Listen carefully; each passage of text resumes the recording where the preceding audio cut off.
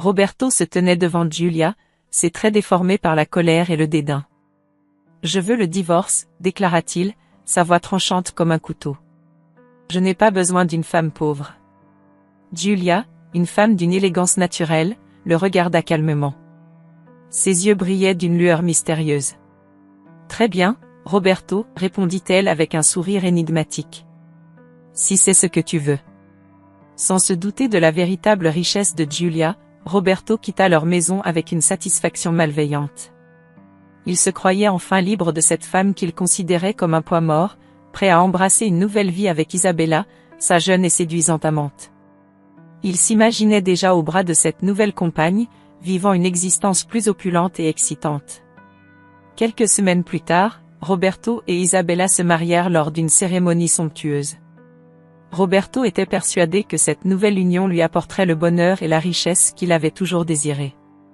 Isabella, quant à elle, se réjouissait de cette nouvelle vie, convaincue que Roberto était un homme de moyens. Pendant ce temps, Giulia, loin de se laisser abattre, se replongea dans son travail avec une détermination renouvelée. Elle était à la tête d'une entreprise florissante, mais elle avait toujours gardé cette réussite secrète, même de Roberto. La trahison de son mari ne l'avait pas brisée, au contraire, elle lui avait donné un nouvel élan. Un soir, alors qu'elle sirotait un verre de vin dans son bureau, Giulia réfléchissait à sa prochaine étape. « Je ne vais pas seulement survivre à cela, murmura-t-elle pour elle-même.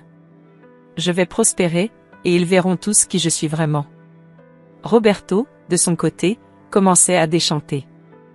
Il réalisait rapidement que son mariage avec Isabella n'était pas la panacée qu'il avait imaginée. Isabella, habituée à un certain train de vie, commençait à montrer des signes de mécontentement. « Roberto, pourquoi nos finances semblent-elles si serrées ?» demanda-t-elle un jour, ses yeux remplis de suspicion. Roberto, pris de court, tenta de la rassurer. « Ne t'inquiète pas, ma chérie. Tout va s'arranger bientôt. » Mais au fond de lui, il savait que ses ressources étaient limitées. La situation devenait de plus en plus précaire, et Isabella commençait à avoir des doutes sur son choix. Elle s'était mariée avec l'espoir d'une vie luxueuse, mais la réalité se révélait bien différente. Giulia, de son côté, continuait à manœuvrer dans l'ombre. Elle investissait intelligemment, élargissait ses affaires et voyait sa fortune croître de jour en jour. Elle prenait soin de ne rien laisser transparaître, gardant son succès bien caché. Isabella, curieuse de nature, commença à enquêter sur le passé de Giulia. Ce qu'elle découvrit la laissa sans voix. Giulia n'était pas seulement une femme d'affaires, elle était une véritable magnate, une femme d'une richesse stupéfiante. La révélation la choqua profondément. « Roberto, savais-tu que Giulia est incroyablement riche ?» demanda Isabella, ses yeux écarquillés de surprise.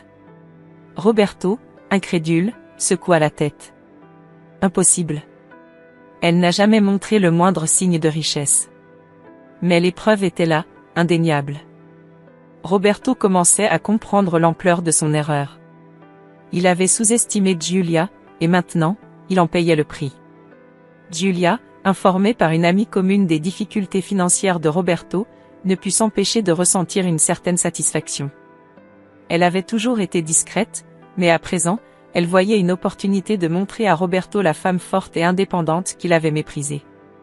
Roberto, désespéré et acculé, tenta de contacter Giulia. Mais chaque appel, chaque message restait sans réponse.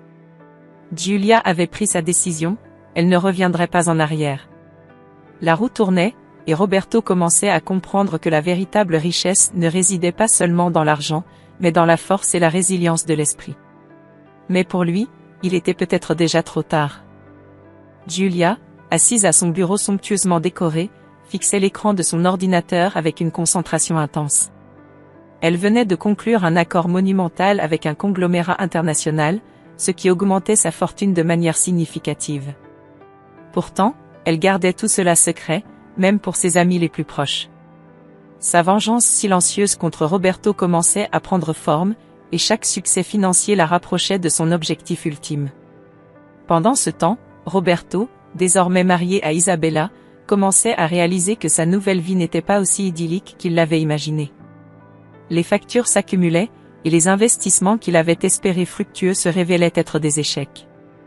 Un soir, alors qu'il examinait les relevés bancaires, il soupira profondément, se rendant compte de l'ampleur de ses difficultés financières.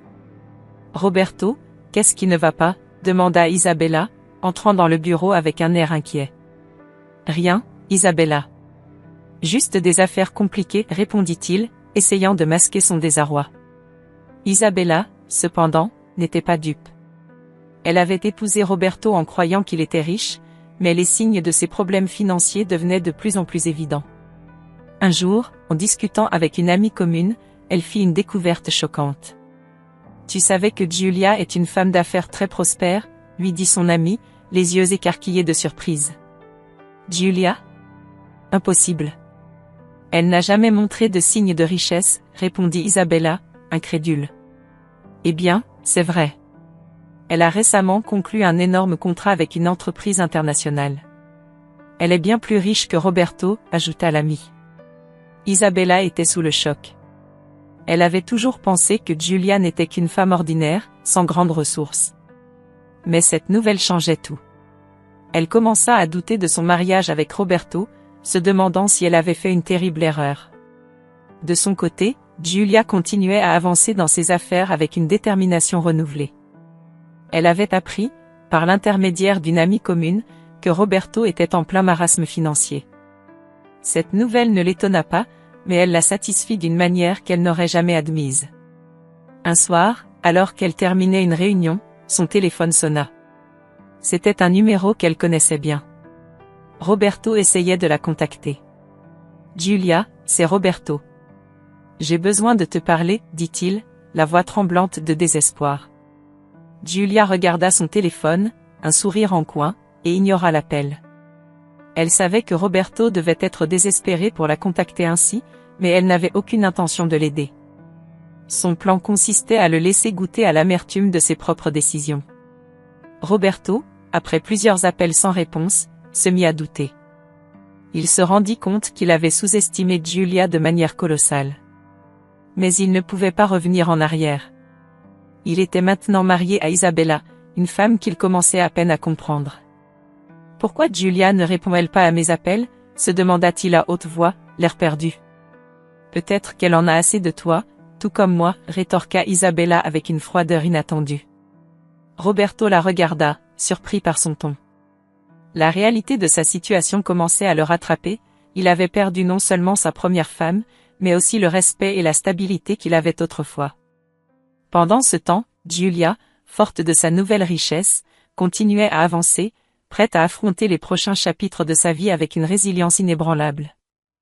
La soirée mondaine battait son plein dans l'élégant hôtel particulier au cœur de Milan.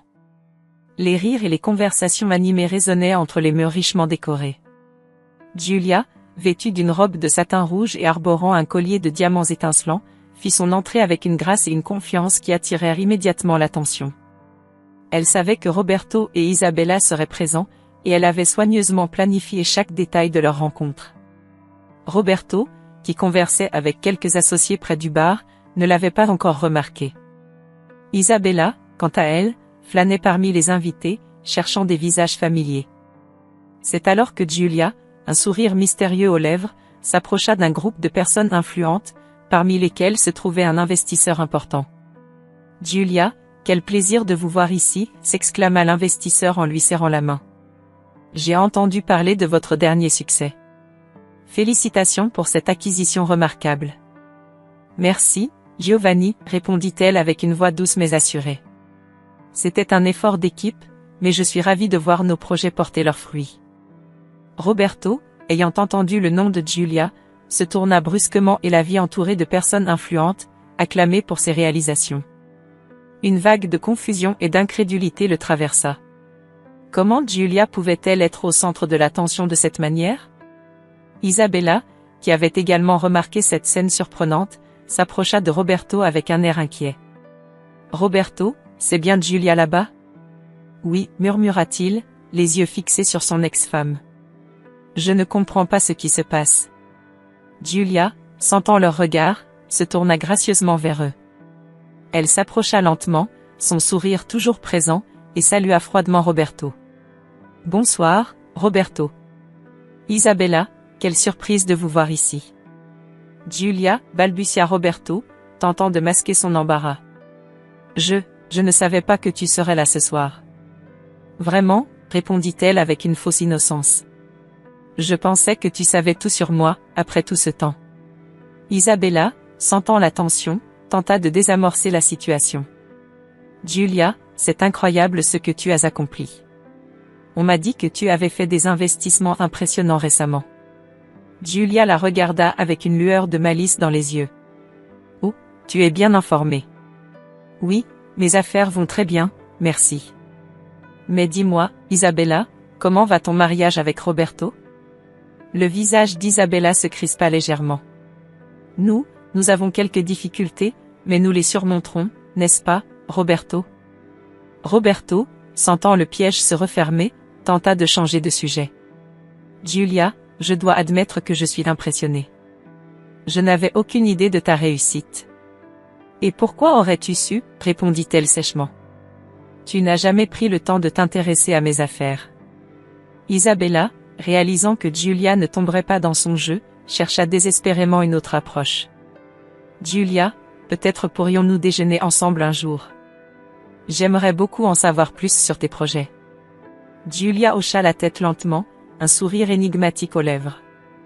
Pourquoi pas? Je suis toujours ouverte à de nouvelles amitiés.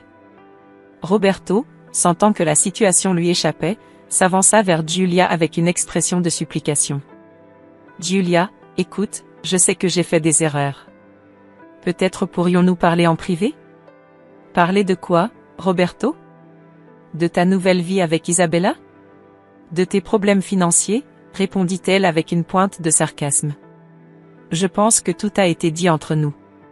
Roberto, humilié et désespéré, tenta une dernière fois de la toucher. Giulia, je t'en prie, donne-moi une chance de te montrer que j'ai changé. Giulia le regarda avec une froide détermination. Peut-être que tu as changé, Roberto, mais moi aussi. Et je ne suis plus la femme que tu pouvais sous-estimer et trahir. Alors qu'elle s'éloignait, Isabella la suivit du regard, son esprit tournant à toute vitesse pour trouver un moyen de tirer profit de cette situation. Elle savait qu'elle devait se rapprocher de Giulia, coûte que coûte. Mais Giulia, consciente des intentions d'Isabella, se promit d'utiliser cette nouvelle alliance à son avantage. Roberto, quant à lui, sentit le poids de sa déchéance s'alourdir. Il avait perdu bien plus qu'il n'aurait jamais imaginé, et il commençait à comprendre que les conséquences de ses actions seraient bien plus sévères qu'il ne l'avait prévu. Giulia avait soigneusement préparé son plan. Elle savait que le moment était venu de confronter Roberto et de lui révéler toute la vérité. Elle l'invita à une réunion amicale, dans un restaurant chic du centre-ville. Roberto, curieux et désespéré, accepta l'invitation, espérant qu'il pourrait peut-être récupérer sa place auprès de Giulia. En arrivant au restaurant, Roberto remarqua immédiatement la nouvelle élégance et confiance de Giulia. Elle portait une robe de créateur et des bijoux qui scintillaient à la lumière tamisée du restaurant. Ils s'assirent à une table isolée, où la conversation allait se dérouler sans interruption. Roberto, merci d'être venu, commença Giulia avec un sourire calme. Giulia, je suis content que tu m'aies invité. J'ai beaucoup réfléchi à tout ça, répondit Roberto en essayant de cacher son anxiété. Giulia prit une gorgée de son verre de vin avant de continuer. Je pense qu'il est temps que tu saches la vérité. Tout ce temps, tu m'as sous-estimé. Tu pensais que j'étais une femme pauvre, sans valeur. Mais ce n'est pas le cas. Roberto fronça les sourcils, perplexe. Que veux-tu dire? Giulia se pencha en avant, ses yeux brillants de détermination. Roberto, j'ai une fortune de 1,5 million de dollars. Et depuis notre divorce, cette fortune n'a fait qu'augmenter grâce à mes affaires. Roberto resta bouche bée, son visage passant de la surprise à la confusion, puis à la panique. Pourquoi ne m'as-tu rien dit? Pourquoi as-tu gardé ça secret? Parce que tu ne méritais pas de le savoir, répondit Giulia froidement. Tu m'as trahi, tu m'as sous-estimé, et tu m'as abandonné pour une autre femme. Roberto, pâle et tremblant, tenta de se ressaisir. Giulia, je suis désolé. Je me suis trompé. Donne-moi une seconde chance, s'il te plaît. Giulia secoua la tête, implacable. Non, Roberto. Tu as fait ton choix, et maintenant tu dois en assumer les conséquences. À ce moment-là, Isabella fit irruption dans le restaurant, son visage marqué par la frustration. Elle avait tout entendu. Roberto, tu n'as plus rien à m'offrir. Je te quitte, déclara-t-elle, le regard glacé. Puis, se tournant vers Giulia, elle tenta une dernière manœuvre. Giulia, je suis désolée pour tout. Peut-être que nous pourrions être amis? Giulia sourit, mais ses yeux étaient durs. Isabella, je savais depuis le début quelles étaient tes intentions. Tu pensais pouvoir manipuler Roberto et ensuite te rapprocher de moi pour profiter de ma fortune. Mais je t'ai utilisé pour me venger de lui. Isabella recula, choquée. Comment as-tu pu faire ça? Giulia haussa les épaules. Tu n'es pas la seule à savoir jouer à ce jeu. Maintenant, je vous laisse tous les deux face à vos choix. Elle se leva, laissant Roberto et Isabella abasourdis. Alors qu'elle quittait le restaurant, elle se sentait libérée, prête à continuer sa vie sans les chaînes de son passé. Giulia savait que ce n'était pas la fin de l'histoire. Il restait encore des défis à relever et des décisions à prendre, mais pour l'instant, elle savourait la victoire de sa revanche bien méritée.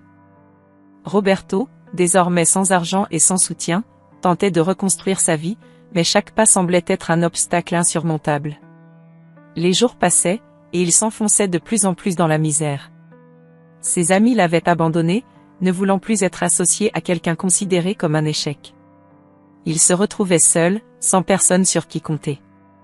Un matin, en se regardant dans le miroir, il murmura à lui-même, « Comment ai-je pu en arriver là ?» Il se souvenait de sa vie d'avant, de la sécurité financière et des soirées mondaines. Mais tout cela semblait désormais appartenir à une autre vie. Pendant ce temps, Giulia, la tête haute et le cœur léger, avait décidé de consacrer une partie de sa fortune à aider les personnes véritablement dans le besoin. Elle avait toujours eu cette envie de redonner à la société, et maintenant, avec sa liberté retrouvée et sa richesse intacte, elle pouvait enfin réaliser ce rêve. Lors d'une réunion avec son équipe de charité, elle expliqua, « Nous devons identifier les personnes et les communautés qui ont le plus besoin de notre aide. Je veux que chaque centime soit utilisé pour faire une réelle différence. » Ses collaborateurs acquiescèrent, impressionnés par sa détermination et son dévouement. Giulia, malgré ses succès, était restée humble et bienveillante, et c'est ce qui la différenciait des autres. Isabella, de son côté, voyait ses propres options se réduire de jour en jour.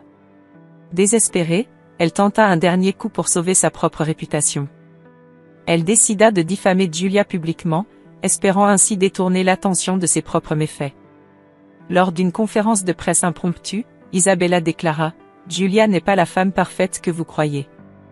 Elle a manipulé et trompé pour arriver là où elle en est aujourd'hui. » Les journalistes, avides de scandales, commencèrent à poser des questions incisives. Mais Giulia, toujours un pas en avance, avait prévu ce coup tordu. Elle arriva calmement à la conférence de presse avec un dossier sous le bras. « Mesdames et messieurs, dit-elle d'une voix claire et assurée, je tiens à clarifier certaines choses. » Elle ouvrit le dossier et commença à présenter des preuves irréfutables de la véritable nature d'Isabella. Des documents, des enregistrements et des témoignages montraient clairement que cette dernière était une manipulatrice et une opportuniste sans scrupules. Les journalistes, ébahis par la montagne de preuves, se retournèrent contre Isabella. L'une d'entre elles osa demander, « Isabella, avez-vous quelque chose à dire pour votre défense ?» Isabella, désemparée et acculée, ne trouva rien à répondre. Elle quitta la salle en courant, sa réputation définitivement ruinée.